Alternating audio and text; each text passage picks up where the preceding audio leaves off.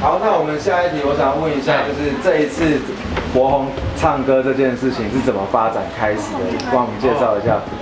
一开始其实是想邀约他拍 MV 这件事，对，但是我听到说，你要拍一个 MV， 对，拍什么 MV？ 他说，我们有一首男女对唱歌。我说男主唱找了没？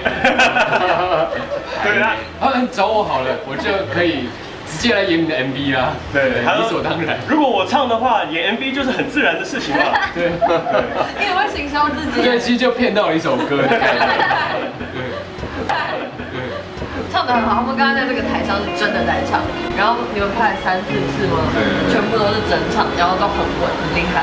其实我刚本来想要问你唱的还好吗？没想到你自己讲的，就代表真的好还行。没错，真的好，告诉大家。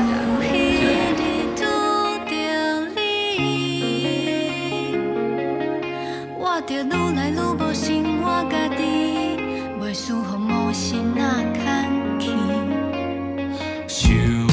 我觉得很开心，因为我们当初在讨论说，想要找谁来演这个女主角的角色，然后就想到李牧，然后就真的能够邀请你来演，就觉得哇，我也很开心，太幸运了。